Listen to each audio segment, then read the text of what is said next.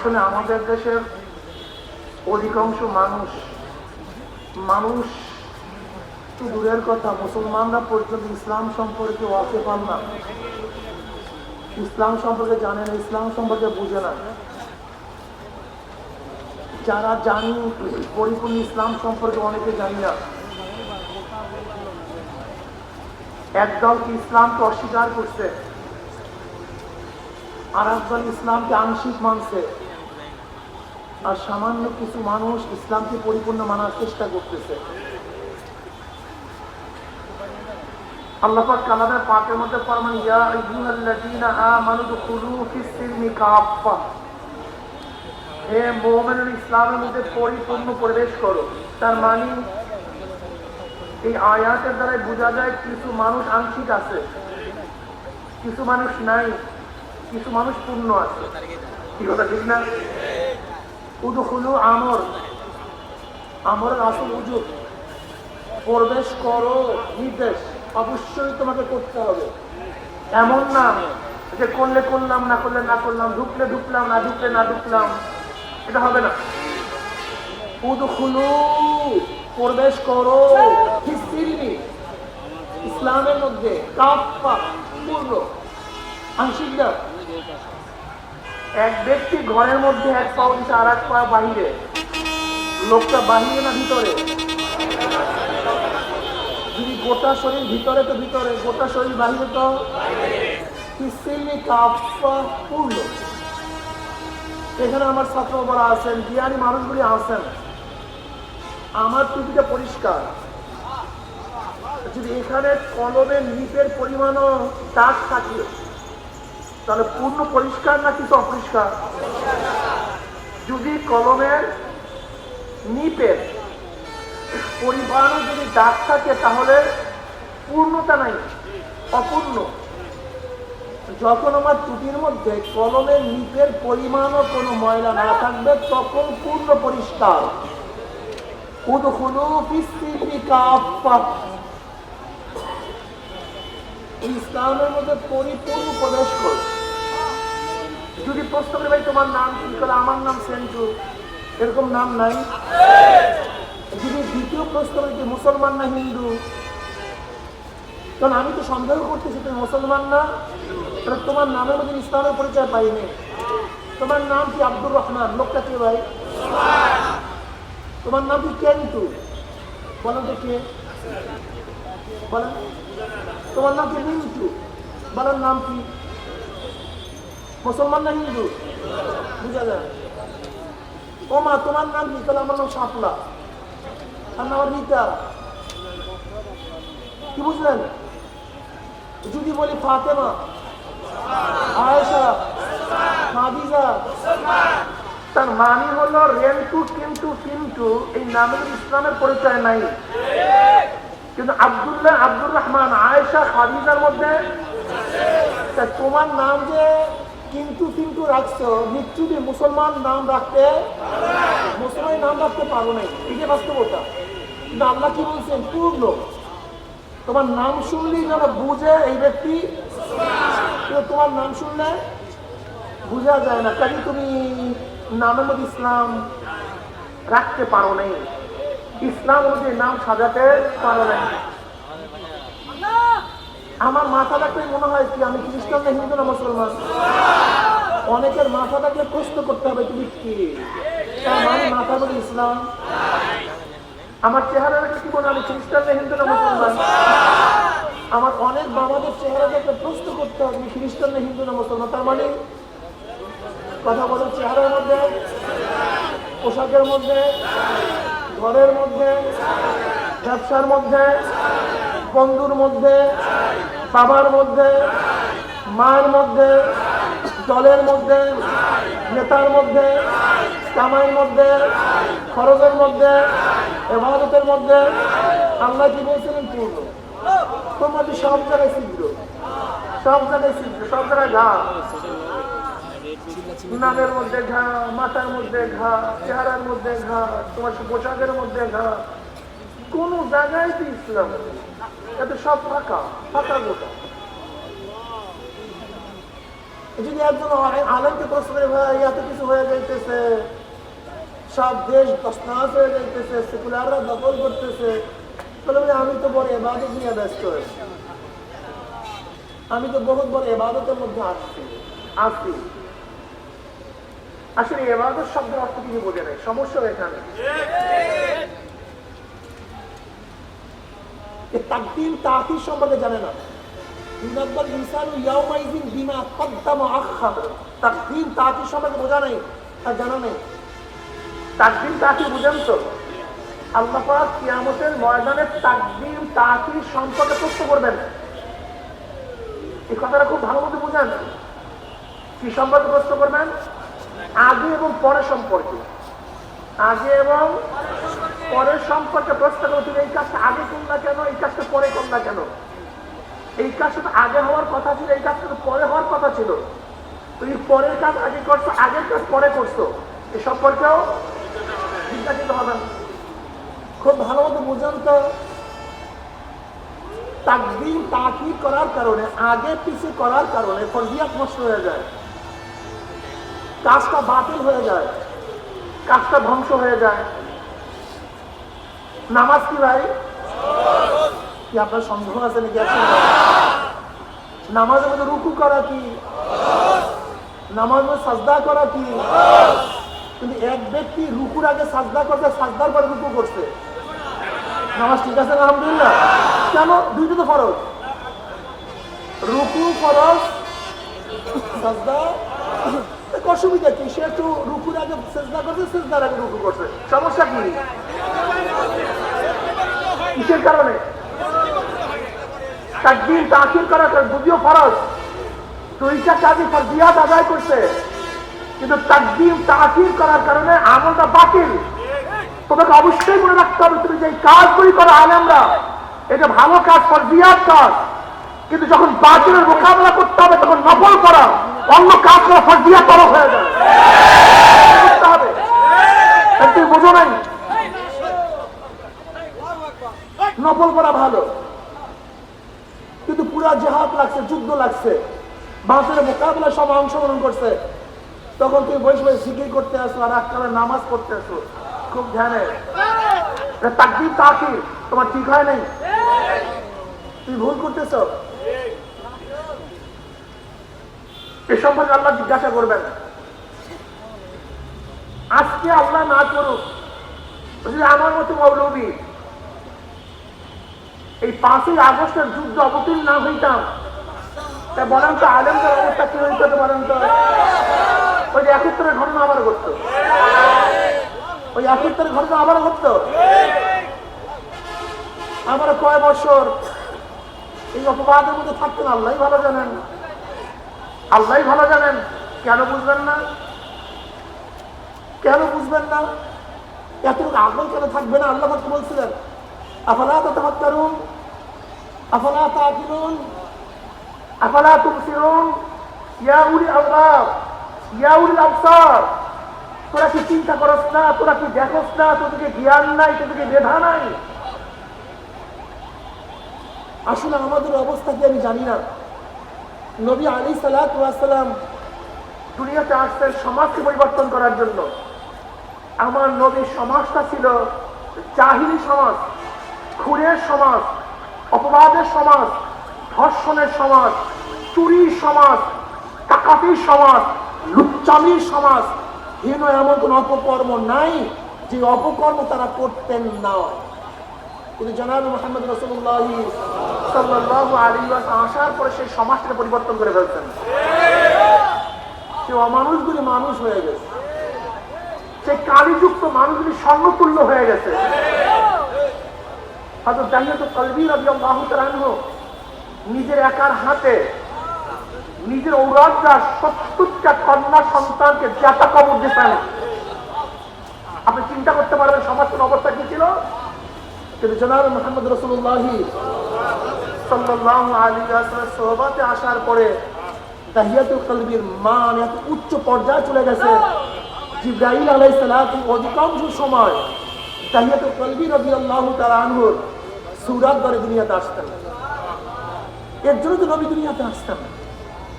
অথচ আমরা আজকে সমাজের ব্যাপারে কোনো খবর রাখি না, আমার যুবক বাবাদের খবর রাখি না।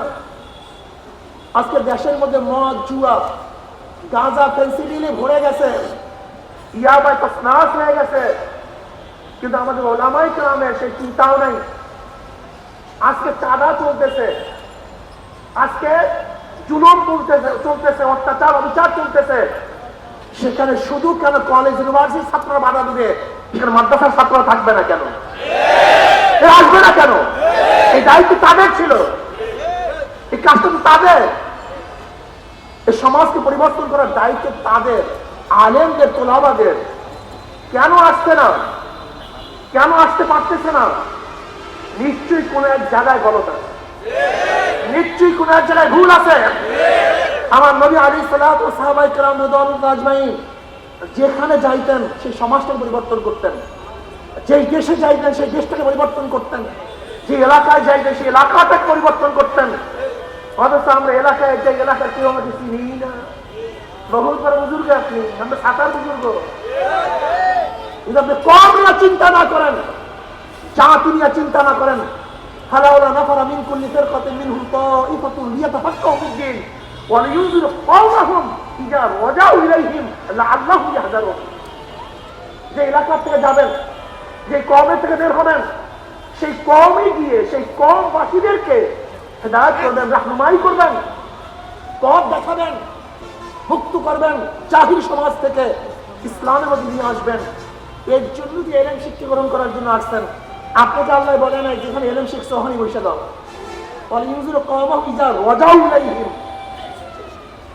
কমের কাছে যাও, কমকে পথ প্রদর্শন করো, কমকে ডাকো, কমের সাথে মেলামেশা করো।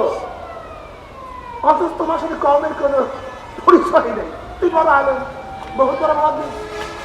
আজিব জনাব মুহাম্মদ রাসূলুল্লাহ সাল্লাল্লাহু আলাইহি ওয়াসাল্লাম হিলফুল ফুজুল কখন করতেন? হিলফুল ফুজুল কি নবুয়তের পরে করছেন? হ্যাঁ, এটা নবুয়তের আগের ঘটনা। কাদের কি করছেন? নবী আলাইহিস সালাতু ওয়াস সালামের নবুয়তের আগে কেউ কি মুসলমান ছিল? কেউ কি মুমিন ছিল? এই হিলফুল ফুজুল সমস্তটা করছেন কাদেরকে নিয়ে? মুশরিকদেরকে নিয়ে, কাফেরদেরকে নিয়ে। কেন করছেন? কোন মুসলমানের উপর জুলুম হয়েছে তার জন্য করেন নাই।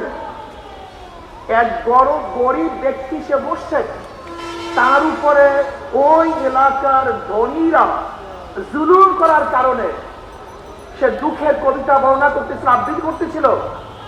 এই যে দেখার পরে জনাব মুহাম্মদ রাসূলুল্লাহ সাল্লাল্লাহু আলাইহি ওয়াসাল্লাম ওই বেঈমানদেরকে, জালেমদেরকে প্রতিহত করার জন্য, গরিবকে সাহায্য করার জন্য তিনি হিলফুল ফুজুল করেছিলেন। আপনি মুসলিমের রাওয়ায়াত দেখেন নাই?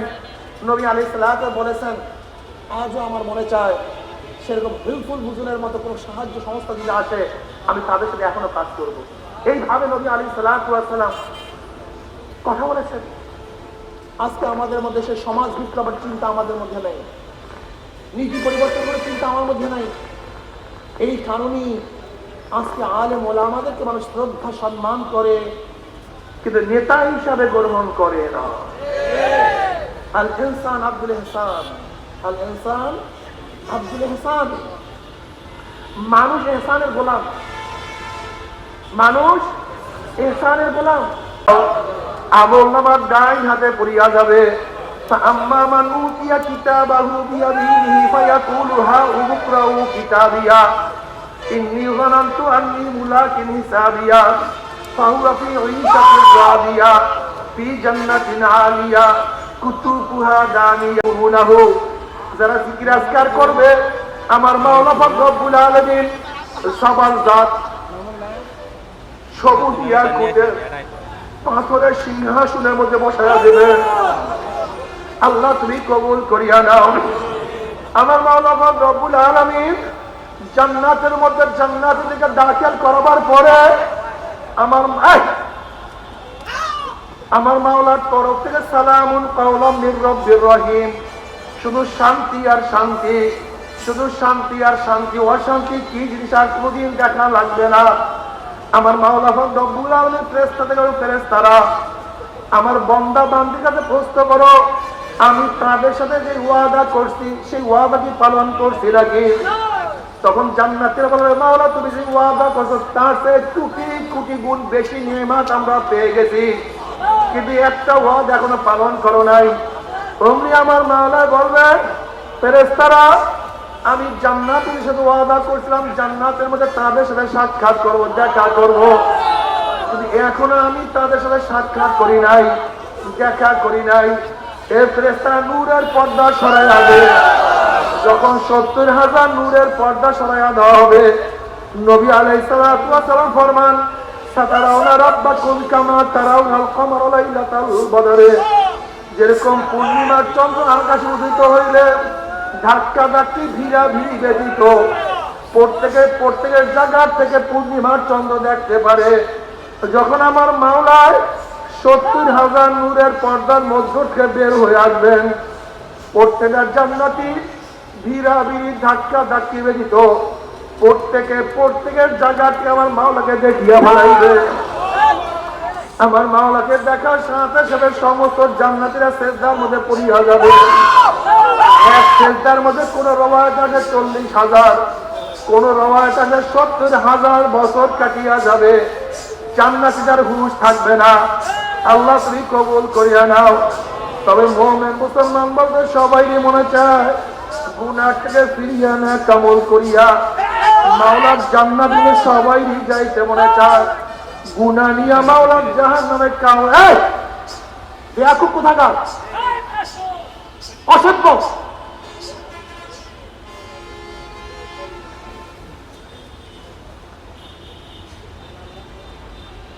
এক রওয়ায়াতে আছে 40,000, অন্য রওয়ায়াতের মধ্যে আছে 70,000।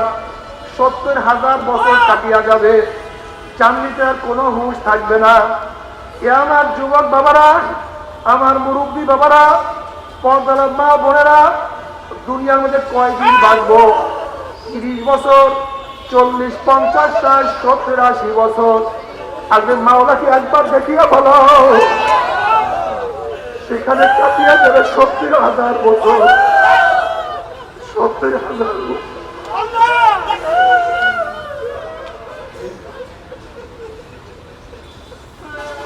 নবী আলাইহিস সালাতু ওয়াস সালাম ফরমান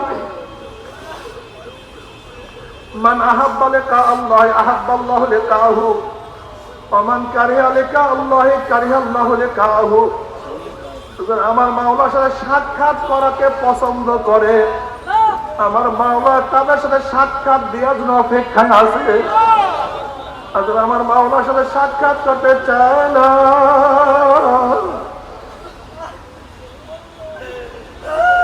আমার মাওলা তাদের সাথে সাক্ষাৎ দিবে না। আল্লাহ আল্লাহ তোমাকে এক নজর দেখার তৌফিক দিয়া দাও।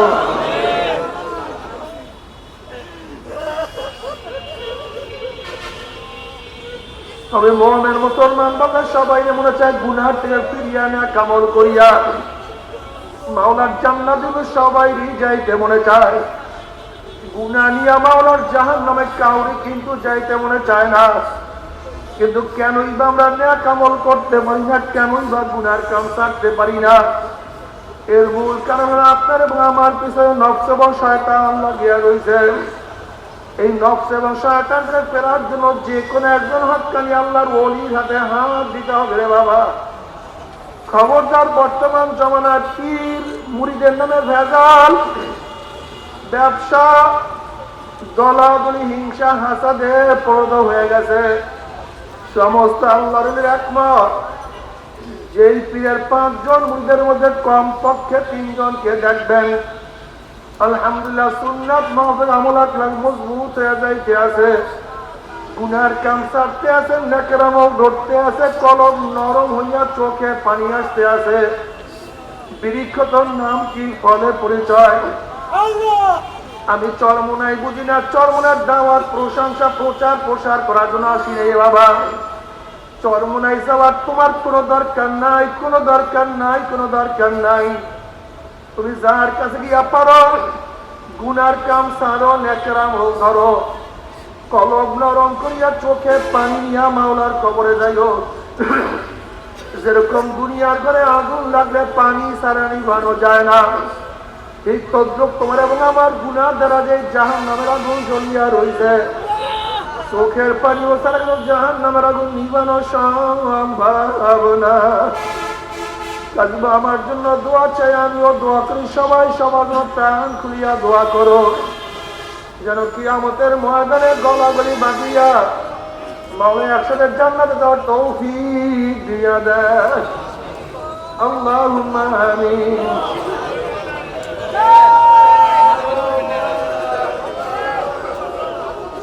ও আমার পর্দালে মা বোনেরা, দুই হাত তুলিয়া মাওলার ধরে কান্দো আর মাওলার কাছে মাপ চাও। কান্না না আসলে মনের ভিতরে মন একদিন গণের দরজা দিয়ে নতুন ঘুম হইয়া মুছেলের মন সর্বোচ্চ হয়েছে কত মরবে মাথা। আবার একদিন ঘরের দুয়ার দিয়ে মরানো সে ভাই ভাবো ছেলে কান্দে মামা করে, মেয়ে কান্দে মামা করে, ওরে মান জবাব তোমার দিব না।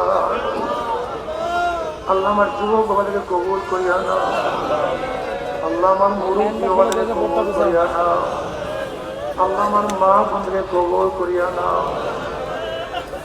আল্লাহ আমরা যারা হাত করলাম জানি না কার মা নাই, বাবা নাই, স্ত্রী নাই, সন্তান নাই, দাদা নাই, দাদু নাই, নানা নাই, নানু নাই। আল্লাহ যত মুমিন মুমিনাত মুজাহিদরা কবরে শুয়ে রয়েছে সবার কবরে আযাবকে মাফ করে দেন। আল্লাহ চাচ্ছেন আমাদের শায়েখ মুর্শিদের কবরকে জান্নাতের বাগিচা বানায় দেন। মা দাদা সহ তামাম দুনিয়ার মাশায়েখদের মাকামকে জান্নাত হতে বুলন্দ করে দেন। আমাদের আমল আওলাদকে আমরা খাস গোলাম মানুষের কবুল করে নেন। ربنا هب لنا من ازواجنا وذريتنا قرة اعين واجعلنا للمتقين اماما رب ارحمهما كما ربياني صغيرا وصلى الله تعالى على خير خلقه محمد وآله وأصحابه وأزواجه وأتباعه برحمتك يا أرحم الراحمين। বসেন, কি উঠছে না? বসেন, এত লাগবে কেন? বসেন। আমরা প্রত্যেকে শরীরের সাথে ডাইন হাত হবে, সবাই তওবা করি, সবাই তওবা করি। প্রত্যেক শরীরের সাথে ডাইন হাত লাগায় বসি। এই তওবা মধ্যে যাদের বয়ান শোন নিয়াত মুরিদ হন নিয়াত, তারা নিয়াত করে মুরিদ হয়ে গেলাম। আর যাদের মুরিদ হন নিয়াত নাই তারা নিয়াত করে গুনাহ থেকে তওবা করলাম। আল্লাহ আমাদের প্রত্যেকের নিয়াত নিয়াতকে কবুল করে নেন। তো আমার সাথে নাউযুবিল্লাহি মিনাশ শাইতানির রাজীম। বিসমিল্লাহির রহমানির রহিম। আশহাদু আল লা ইলাহা ইল্লাল্লাহ ওয়াহদাহু লা শারীকা লাহু ওয়া আশহাদু আন্না মুহাম্মাদান আবদুহু ওয়া রাসূলুহু। তওবা কিয়া মাইনে صابوري باقوسا أو صابوري كاموسا أمر الله استوباكو قبولك أو بيات كامينة طريقة تسيا صبرية قادرية نقشبندية مجددية اوپر فقیر سید محمد سید الکریم خلیفہ شیخنا مرشد